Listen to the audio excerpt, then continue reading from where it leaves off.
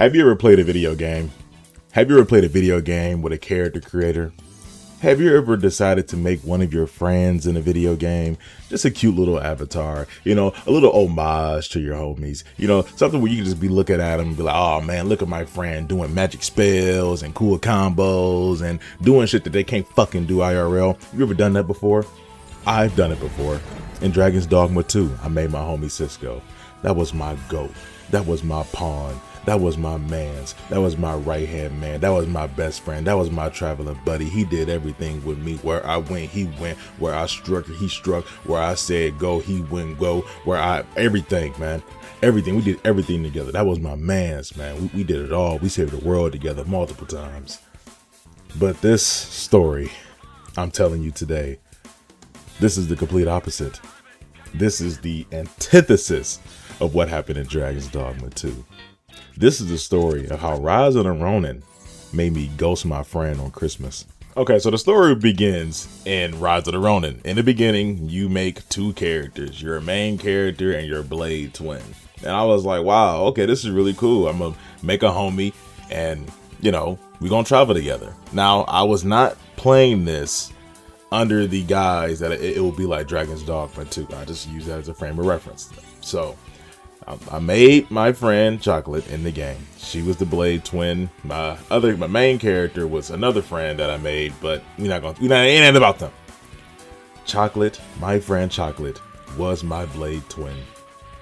This is Chocolate. This is a friend that I've known going on 10 years now. We've hung out, we've fought, we've laughed, we've cried. We've been through all types of things together. This is one of my greatest friends. But who would have thought that this would have become my greatest enemy? Now, the story of Rise of the Ronin, it is irrelevant here. In the beginning, you start off with your blade twin. You guys jump on a boat, fight some white guys, and then you get separated. Turns out the white people that are invading Japan in this story have indoctrinated your friend, made them believe that Japan needs to be purged or some shit. You fight them multiple times throughout the story. They were kind of inconsequential in difficulty. Like, I was able to beat her effectively, swiftly every time, except for this last time, because the Blade Twin is the final boss of the game. And motherfucker,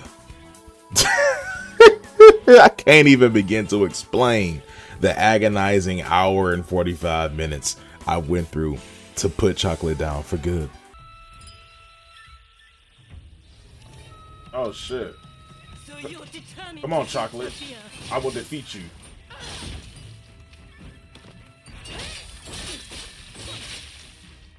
Damn. Everything I did was for you. And still. I parried it. Oh, fuck this guy. Oh. Fuck! You motherfucker. Oh my god. The attack landed fucking behind me. Fuck you.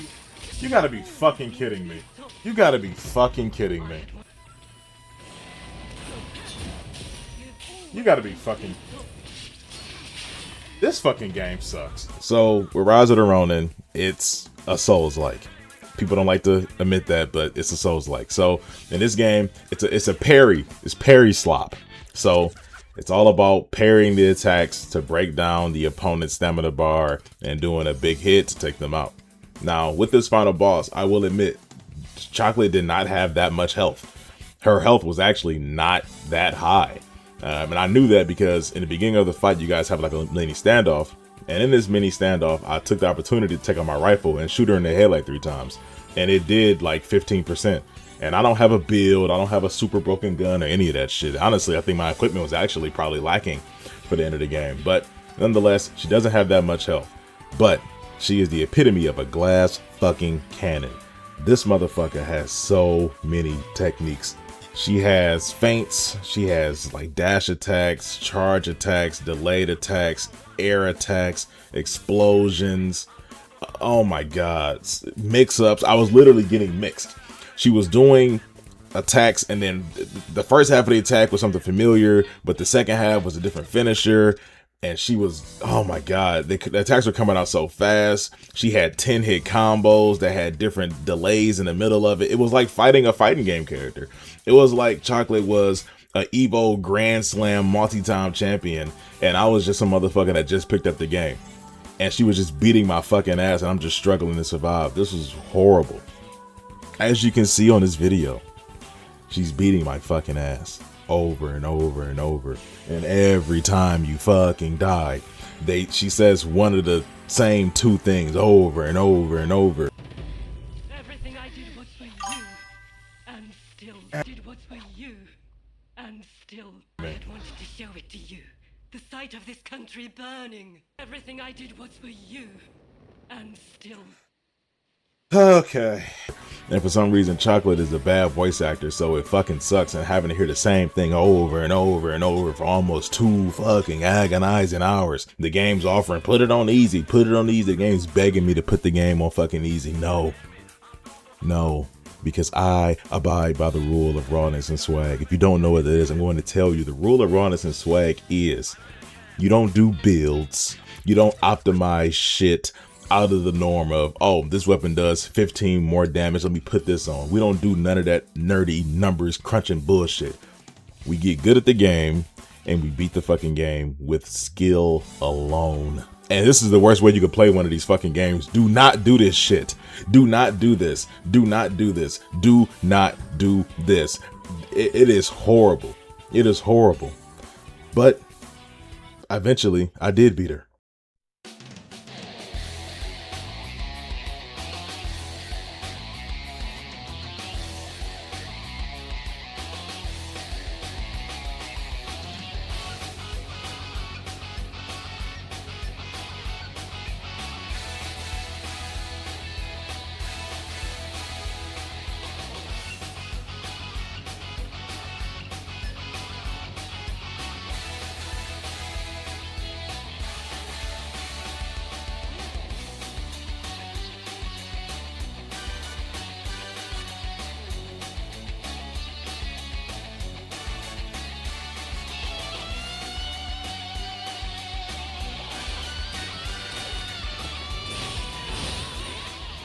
Oh my God. I fucking beat this fucking boss finally.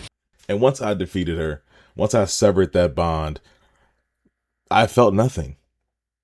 I felt nothing at all. I felt anger. The anger from the game, me screaming her name, Chocolate, stop. Chocolate, why are you doing this? Chocolate, let me win. It transferred to real life. See, I beat this game before Christmas, right before Christmas, because I decided to beat a bunch of games before the end of the year. Once I beat her, and I spared her life, by the way. You have the chance to kill or spare her. I spared her in the game. I don't want to kill my friend, but I wanted to beat her ass. I looked at my Amazon app on my phone. I seen that her gift was still in transit. It took everything in my soul to not cancel the fucking order. My finger hovered above that button, just like my finger hovered above the option to kill her inside the game. It was the same thing. I went through the same feeling twice, but I didn't do it. I didn't do it. I didn't do it. I didn't do it. I wish this on nobody. And I just have to tell you this story because it's been resting on my heart, resting on my soul, resting on my spirit. But I forgave Chocolate. I did. I did. I forgave her transgressions. I forgave her bullshit boss fight mechanics. And it made me realize if you're going to make your friend in a game, make sure that they're going to stay on your side and be a companion in that game. Because if not, the anger and hate and disdain for the in-game avatar will translate IRL if you're petty enough and shitty enough a person like me. So Chocolate, I just want to say I'm sorry. I'm sorry for not texting you Happy Merry Christmas until 2:45 p.m. on Christmas Day. I'm sorry for even entertaining the thought of canceling your gift that we discussed on getting. I love you, Chocolate. You're the best. You're one of my greatest friends.